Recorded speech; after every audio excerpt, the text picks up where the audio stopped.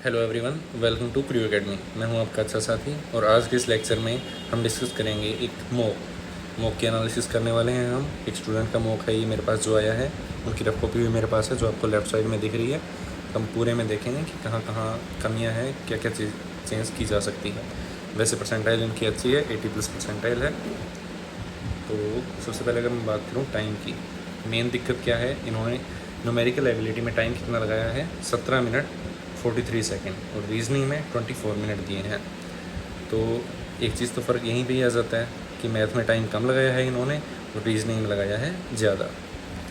उसके अलावा एक्यूरेसी इनकी बहुत बढ़िया है और अटैम्प्ट थोड़े कम है। आरआरबी क्लर्क के हिसाब से मार्क्स भी ठीक है। तो चलिए डिस्कस करते हैं।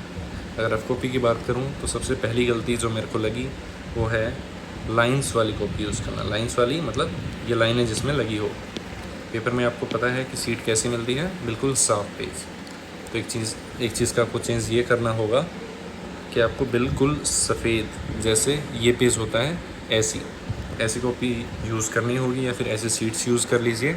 क्योंकि फ़र्क कहाँ पड़ेगा, यहाँ पे देखिए जैसे आपने पज़ल बनाई तो आपको यहाँ पे लाइनें लगानी नहीं पड़ी CEO, senior manager, assistant manager इनके बीच में, लेकिन वहाँ पे आपको लाइनें लगानी पड़ेगी। और एक आधी लाइन भी अगर टेढ़ी मेढ़ी हो जाती है, यहाँ पे तो बराबर डिस्टेंस है, वहाँ पे एक पतली हो जाती है तो दिमाग काम नहीं कर पाता। तो धीरे धीरे इस चीज़ की प्रैक्टिस हो जाएगी जैसे जैसे आप मॉक करेंगे, ठीक है। उसके अलावा अगर मैं सॉल्यूशन पैनल पे जाऊँ तो एक और चीज़ जो मेरे को गलत लगी वो ये कि रीजनिंग देखिए कितना भरा भरा लग रहा है। ये 41 से लेके 80 के बीच में सिर्फ और सिर्फ 3 छोड़े हैं इन्होंने। न्यूमेरिकल बिल्कुल खाली खाली। वो चीज़ क्यों है, क्योंकि इन्होंने मैथ में तो टाइम दिया है कम और रीजनिंग में टाइम दिया है ज़्यादा। अभी करते हैं इसको डिस्कस। रीजनिंग खोल रखिएगा मैंने, ठीक है। पहला सवाल इन्होंने अटैम्प्ट किया नहीं था, ये जो कैसलेट था। कोई बात नहीं, मैं मान लेता हूँ कुछ स्टूडेंट का एवरेज होता है, कैसलेट नहीं कर पाते। उसके अलावा था जैसे इन्होंने की है ये सिंप्लीफिकेशन, 22 सेकेंड्स सही है एक हिसाब से। उसके अलावा 40 सेकेंड लगा के ये सवाल इन्होंने छोड़ा है, जो कि नहीं छोड़ना चाहिए था क्या इसमें 6 की पावर x इंटू 12/18 है, यानी 6 से कटेगा 2/3, प्लस ये बनेगा 5 की पावर 4/5 की पावर 2, तो बचेगा 5 की पावर 2। यहाँ पे है 25, इक्वल में है 49। डिफरेंस कितना आया, 2/3 ऑफ 6 की पावर x। डिफरेंस आया इनका 24 का, 2 से घटा 12 पे, 3 की मल्टीप्लाई होगी तो बनेगा 36। 6 की पावर x अगर 36 है तो एग्जैक्ट वैल्यू कितनी आएगी, x की पावर मतलब 6 की पावर आएगी 2, तो x हो गया 2। तो क्या था इसमें, ठीक है। आई होप कोई माइनर सी मिस्टेक हुई हो। नेक्स्ट, यहाँ पे भी टाइम इनका सही है 16 सेकेंड, यहाँ पे 26 सेकेंड बहुत ज़्यादा है। टॉपर ने ये 8 सेकेंड में कर दिया, दिख रहा है 23 होगा लेफ़्ट साइड में, राइट साइड में 7 होगा। डिफरेंस कितना आया 16 का, जो कि 4 का स्क्वायर है, मतलब बिना लिखे हो रहा है ये सवाल। नेक्स्ट भी ये चीज़ देखिए इन्होंने कैसे की है, मैं ढूंढ रहा हूँ, क्या पता मेरे को मिल जाए वो सवाल। एलसीएम, यहाँ पे आपने एलसीएम इसका ऐसे लिया है, शायद यहाँ पे भी इसको सोल्व कर रखा है, दो जगह आपको सोल्व करना पड़ रहा है। जो कि करना ऐसे था आपको कि एलसीएम देखा 12 लेना है, दिमाग में पता है पहले ही, 12 से पूरे की मल्टीप्लाई कर दी, क्या बना 6 प्लस 3 की अब होगी 3 से मल्टीप्लाई 9, प्लस 3 से कटेगा 12 तो 4 पे 4x इक्वल टू 23। इसको सोल्व करना आसान है, 9 और 6 15, इसमें से घटेंगे तो कितने बचेंगे 8, x की वैल्यू आ गई 2, ठीक है। यहाँ पे ये चेंज कर सकते थे आप, कैलकुलेशन में बता रहा हूँ क्या क्या हो सकती थी। अब इस सवाल में 25 सेकेंड टॉपर ने लगाए हैं 16, तो कैलकुलेशन वैसे ठीक है पर थोड़ी और इम्प्रूवमेंट की जा सकती है। नेक्स्ट, अब ये देखिए 144/24, इन्होंने यहाँ पे क्या किया है, काटा है इसको किस पे? सबसे पहले इन्होंने शायद 12 पे काटा है, जबकि 144 का तो हमें याद ही रहना चाहिए कि कुछ एक होता है जैसे 48 इंटू 3, 24 इंटू 6, 12 इंटू 12, ऐसे 5-6 लाइनें होती है, वो हमें याद रखने पड़ेंगे कि 144 किस किस से डिवाइड होता है। 144 सबसे ज़्यादा यूज़ होता है, तो ये याद कर लीजिएगा। नेक्स्ट, ये सही है 14 सेकेंड, 13 सही है। यहाँ पे 77 लगने वाला कुछ था नहीं, देख लीजिएगा कहाँ गलती हुई है। नेक्स्ट, 16 सही है। आपकी सिंप्लीफिकेशन है एवरेज सी। उसके बाद बात करते हैं अर्थमेटिक की। अर्थमेटिक आपने ये स्किप किया है, ये 18 सेकंड लगा के फिर से स्किप किया है। यहाँ पे 67 सेकंड लगा के आपने सही किया है। 1 मिनट के आसपास लग रहा है अर्थमेटिक में, कोई दिक्कत नहीं है। यहाँ पे 5 सेकंड में स्किप, 2 में स्किप, 71 में किया है। अभी तक आपके जितने भी अर्थमेटिक हो रहे हैं 1 मिनट से ऊपर ही हो रहे हैं। यहाँ पे भी काफ़ी टाइम लगा दिया, 98 सेकंड, लेकिन आप कर नहीं पाए। और इसके बाद तो आपके सारे स्किप ही हैं, 2-2 सेकंड है, यानी आप इनको पढ़ भी नहीं पाए। हो सकता है आप पूरा पेपर घूम के फिर से इन पे आए हो और बाद में टाइम ना बचा हो। उसके बाद देखिए 30, ये है एक DI, 98 सेकंड है। पहले सवाल पे टाइम लगाया है, उसके बाद एवरेज सा टाइम है, जायज़ है ये इतना। यहाँ पे आपने की है नंबर सीरीज़। नंबर सीरीज़ में मेरे को एक चीज़ लगी, क्या चेंज कर सकते थे आप। अब रफ कॉपी में देखिए कहाँ गया ये 10, 18, 27, 37, ये आप अगर एग्जैक्ट ना लिखते, कोशिश करिएगा स्क्रीन पे जो चीज़ लिखी हुई है वो सेम टू सेम अपनी रफ कॉपी में ना हो। इसी की जगह आप सिर्फ और सिर्फ इनका डिफरेंस लिखते। नज़रों से इतना तो कर ही सकते हैं, 10 और 18 का डिफरेंस 8, 18 और 27 का 9, फिर 10, तो 8, 9, 10, 11 आना था। 37 में 11 जोड़ने पे 48, कुछ टाइम लगा। टॉपर ने इसी वे में किया होगा, इसलिए उसको 12 सेकंड लगे हैं। नेक्स्ट है, इसमें नंबर सीरीज़ में आपने टाइम लगा दिया 60 सेकंड्स। यहाँ पे भी सीधा दिख रहा है मल्टीप्लाई है।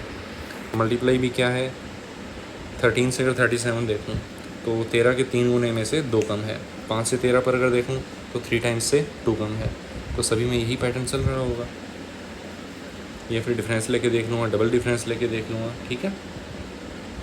नेक्स्ट 38 सही है टाइम, 39 ठीक है। नंबर सीरीज़ एक हिसाब से ठीक है अगर आप कॉपी में लिखने की कोशिश कम करें तो, ठीक है। उसके अलावा ये क्या आ गया, ठीक है। रीजनिंग शुरू हो गई अपनी। अभी रीजनिंग में आपने किए हैं लगभग सारे अटैम्प्ट, ठीक है। रीजनिंग की बात करते हैं। पहली चीज़ मैंने आपको बता ही दी, कॉपी वो वाली यूज़ करिएगा या फिर पेज यूज़ कर लीजिएगा। वैसे मैंने देखा आपकी पजल्स के टाइमिंग लगभग सही रही है, कुछ ज़्यादा टाइम आपने नहीं लगाया। लेकिन जो ये है अल्फ़ान्यूमेरिक सीरीज़, इनमें आपका टाइम नॉर्मल से ज़्यादा लग रहा है, कि टॉपर से भी ज़्यादा है और एवरेज से भी ज़्यादा है, जबकि इसमें 27 सेकंड लगने वाला कुछ था नहीं। अब देखिए सारे ओड नंबर का सम करना है, 7 और 5 12 और 9 और 1 यानी 10 हो गए, 12 और 10 22, 22 और 3 25, तो बस सीधा आंसर आ गया 25, ठीक है। 27 सेकंड यानी करीब आधा मिनट लगाया है आपने। नेक्स्ट ठीक है। अभी इनमें भी अगर मैं बात करूं कि 27 सेकंड लगाए हैं, इन्होंने पूछा है लेफ़्ट हैंड से हैश और ऐट में के बीच में कितने नंबर हैं, हैश और ऐट के बीच में। अब देखिए इतने ही नंबर हैं, 7, 5, 2 और 4, इनका सम क्या हुआ, 7 और 5 12 और 2 14 और 4 18, तो 18 आंसर आ गया। इसी तरह 51 हाँ एवरेज टाइम है। नेक्स्ट 58 सेकंड लगे हैं 56 में, जबकि ये है सिलोजिज्म। सिलोजिज्म में कोशिश करिएगा 30 सेकंड से ऊपर ना लगे, ठीक है। अगर लग रहे हैं तो सिलोजिज्म की ज़रूर प्रैक्टिस कर लीजिएगा। यहाँ पे 36 लग रहे हैं, ठीक है। 6% है पजल आपने ये बनाई है। इसके अलावा हाँ ये मैंने आपको देखा था रफ कॉपी में, बिल्कुल सही कर रहे हैं आप, और टाइम भी अच्छा है। यहाँ पे 157 लगाए हैं, एवरेज है। ये भी आपकी बहुत बढ़िया है। नॉर्मल लोगों की 68 सेकंड में नहीं बन पाती, 1 मिनट में आप बना रहे हैं, बहुत अच्छी बात है। इसके अलावा ये वाला आपको अटैम्प्ट नहीं करने चाहिए थे, एक नंबर वाले स्किप करिएगा। यहाँ पे देखिए 50 सेकंड लगा दिया आपने, ठीक है। तो करीब 1.5 मिनट आप और कहीं लगा सकते थे और अच्छे खासे नंबर के हफ्ता बना लेते। यहाँ पे आ गया ये 159 लगा के आपने इसको किया है स्किप, ठीक है। और इसके ऊपर थे सिर्फ और सिर्फ 3 सवाल। 159 सेकंड लगाने का मतलब है कि आपने करीब 2.5 मिनट वेस्ट कर दिए। और वही 2.5 मिनट अगर आप यूज़ करते, अगर मैं जाता हूँ न्यूमेरिकल एबिलिटी पे, ये देखिए 27, और ये जो आप पढ़ नहीं पाए थे टाइम पूरा होने की वजह से, एज वाला सवाल है जैसे, तो क्या इसमें टाइम लगना था? सीधा सा सवाल है कि ए और बी की एज दे रखी है, 22 साल के बाद इनका रेशो दे रखा है। अभी अगर है 20 और 25,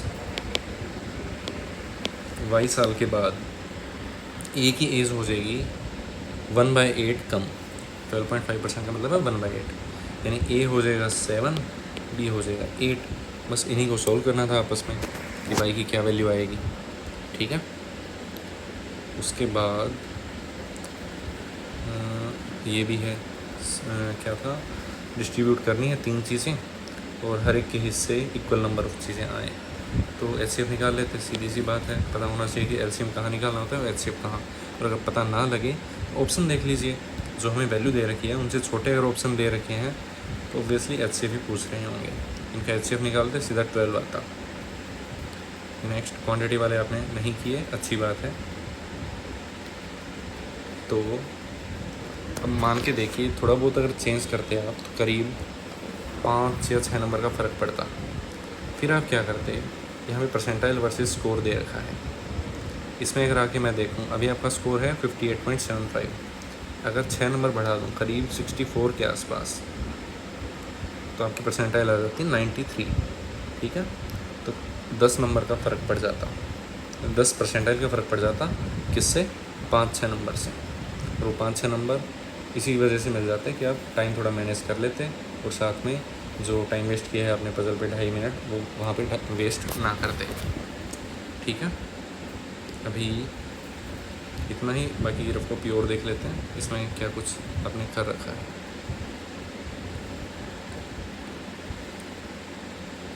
कंडीशंस नोट आपने सही कर रखी है, और ये मेरे को समझ नहीं आया कि आप कंडीशन ये कैसे नोट कर रहे हैं।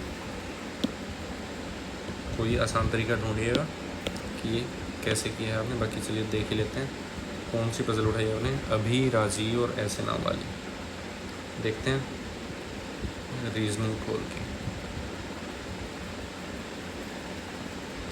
रीजनिंग में 41 वाले में नहीं है, 46, 51 में नहीं है, 56 में नहीं है, 61 में ठीक है, 12%। चलिए पजल ये मेरे को मिल नहीं रही, कौन सी की है आपने? शायद ही है, ठीक है। 6% है, सर्कुलर टेबल में बैठे हैं और कुछ एक सेंटर देख रहे हैं और कुछ एक सेंटर के अलावा देख रहे हैं। कंडीशन अगर नोट करनी होती मेरे को तो मैं कैसे करता? Abhishek second to right of Rajiv, तो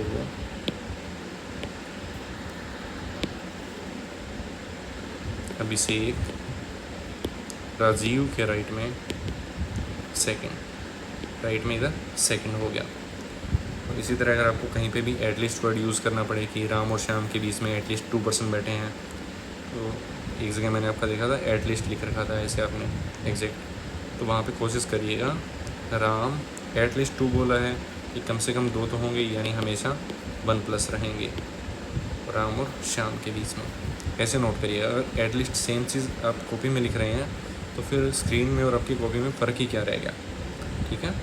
तो हो सके तो ये चेंजेस करिएगा और पक्का आपके चीज़ों पे फ़र्क पड़ेगा, परसेंटेज बढ़ेगी, ठीक है। मिलते हैं नेक्स्ट लेक्चर में, तब तक के लिए थैंक यू सो मच।